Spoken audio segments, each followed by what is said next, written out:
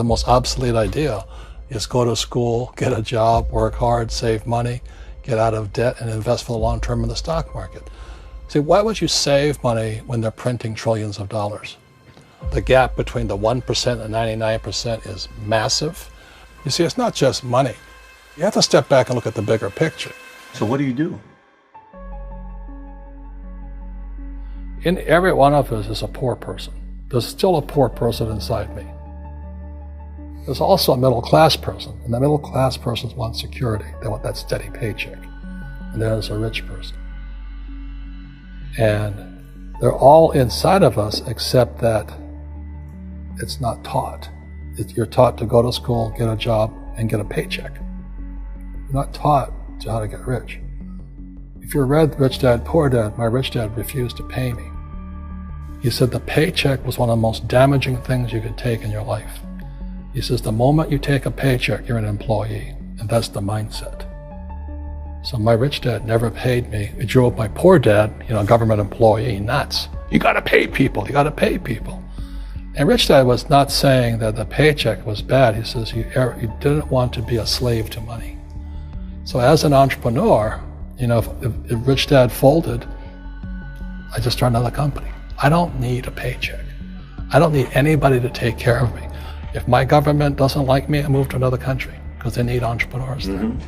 So the entrepreneur is not so much the business. The entrepreneur is really the mindset and the skill sets and the different set of rules. You see, I don't operate, small business does not operate in the same rules as big business. Entrepreneur is a mindset first, a skill set, and rules. And depending upon whether you're an employee or a small business, the rules are different. The mindsets are different. The skill sets are different. If you could say one thing to somebody who's never been an entrepreneur and they're thinking about making the leap of faith into becoming an entrepreneur, what could you tell them? Well, I'll just tell them the same thing that happened to me. My last paycheck, I still remember it clearly. It was one of the worst and the best days of my life. And I was in Puerto Rico. I was working for Xerox, and my boss gave me my last, it wasn't a paycheck, it was a bonus check. I think it was about $30,000 taxable. It's the only problem with that. So I got this check and I went, holy mackerel. You know what I mean? So I was excited, but I was also disturbed. And so this other guy comes up to me, his name was John, and John says to me, he says, you're gonna be back. I said, why? He says, because you're gonna fail. I looked at him and said, look, few expletive words, because that's what he did. He left Xerox, failed, and he came back. And I said, look, you failed and you came back, but I'm gonna fail and I'm never coming back. And that's the attitude. Do you know what I mean? If you say, well, if I fail, I'll go back to mommy and daddy, then that's what you'll do. So if you fail, that's when I became an entrepreneur, because I had no money.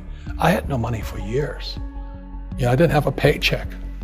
But that's what my rich dad encouraged me to do. He says, when you don't have this paycheck, you get hungrier, smarter, and it's a test of your character. Will you become a crook? Will you become dishonest? Will you cheat and steal? Or will you become a better human being? So really, that's the benefit of becoming an entrepreneur, is you really find out who you are when you don't have anything. So you always have to look at the big picture. Too many people look at, well, what's going to happen to me? When you look at the big picture, you're also going to know that when something bad happens, something good's going to happen. But you got to prepare for whatever is coming. If you think next 20 years will be like the last 20 years, you're going to get creamed. When you and I go to the supermarket and we buy a carton of milk, we always check for the expiration date. But most people do not check for the expiration date on their brains. Instead of get out of debt, I get into debt. I just refinanced $300 million in debt. I went from 5% to 2.5% interest. I made a fortune. Every month, more money comes in because my cost of money has gone down. So while some financial experts are saying get out of debt, I'm saying learn how to use debt. See, when I came back from in Vietnam in January of '73, the first thing my rich dad said to me was go to school to learn how to invest in real estate. It wasn't real estate, it was how to use debt and taxes. Debt and taxes make the rich richer. Debt and taxes make the poor, the middle class, poor.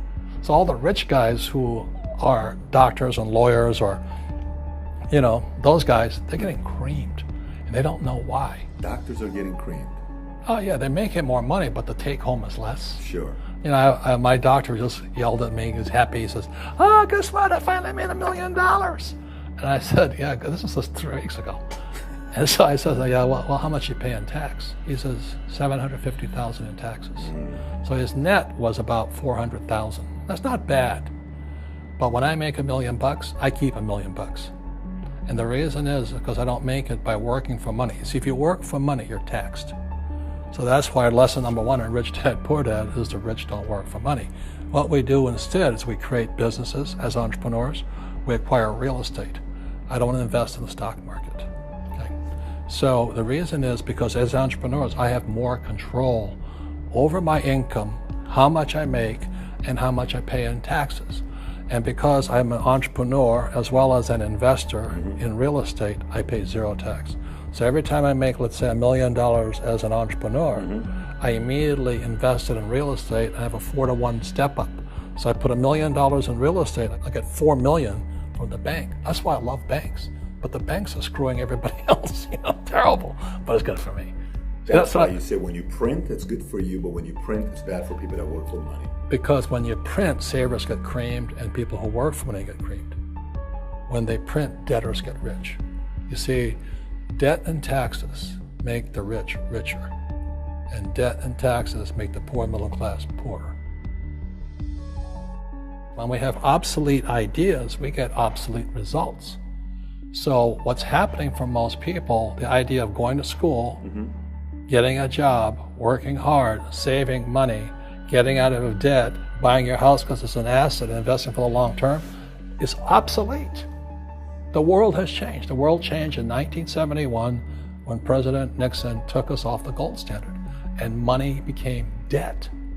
What if we get rid of school? Then what would happen? Would it be better if we had no educational system at all? No, I'm saying education is more important before. It's just obsolete. There's Moore's Law which states information doubles every 18 months. In other words, everything's obsolete 18 months. So, and this is just a recent phenomenon. So when you come out of school, you're already obsolete. And that's why I'm the old guy, I meet my friends who went to Harvard. I went to Harvard. I said, yeah, that was how long, 50 years ago? Today, the banks are charging you interest to save money. In other words, banks don't want your money because they printed too much of it.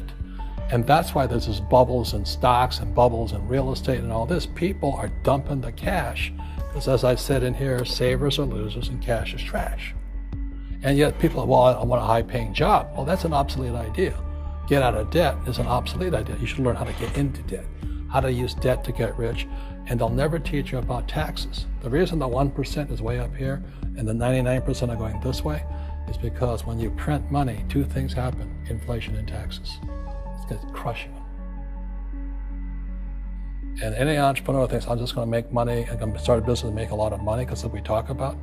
They really have got to smell the roses, man. That's not what the real entrepreneurs are doing. Most entrepreneurs, there's 28 million small business owners in America. 24 million are what are one-person entrepreneurs. They're called non-employee entrepreneurs. So and that's what happens is when people don't really understand what an entrepreneur does. So most big people are self-employed, but they're not really entrepreneurs. The self-employed pay the highest taxes of all, and nobody tells them that. Yeah, it's also called the entrepreneurial spirit, but what we were actually talking about was there's no such thing as a bad economy. There's external, you and I, we all have an external economy, but we also have an internal economy, and the willpower is to change our internal economy. So for me, I can see the good and I can see the bad. I don't really give a damn because I'm going to be rich anyway. But a poor person with a poor personal economy, all they're going to see is a bad economy because they don't know how to make money in any economy. And a middle class person, they have a middle class economy. What they want is a nice house and a steady paycheck and the job and the car. And so when you take their job away, to them, that's disaster. Well, since an entrepreneur doesn't have a job anyway, it's no big deal. So all I'm saying to people, and it's what Bucky Fuller taught me, is always two sides, you know what I mean? Unity is plural, at minimum two. So if you think the economy is bad, it's because your economy is bad. If you think that steady, employment is important, then you'll see an economy without jobs. Your economy versus the external economy. What you control versus what you can't control. I can control. Yeah, it's called an internal focus versus an external focus. So the real entrepreneur has an internal focus. That if they fall down, they say, "Oh, this is good, because I'm going to go up higher." The average person will fall down and say, "Oh, I'm going to take some Prozac," or somebody has a mistake. So, "Oh, the mistakes don't matter." Well, mistakes matter. It means you didn't know something. But a real entrepreneur, whether they fall down, they always can go up. They can stand back up and go higher. That no matter what happens to them, they get stronger and better and smarter and happier. But a person with a weak internal mindset is that they're so afraid of what happens, it generally happens. Like, people who are afraid of losing their jobs, they generally lose their jobs. You know what I mean? Yeah, so everything comes through you. Yeah, so the entrepreneur first job is to control inside here, not outside there. The moment you take that paycheck, you're an employee. You've got to be stronger than that. It's about inside control.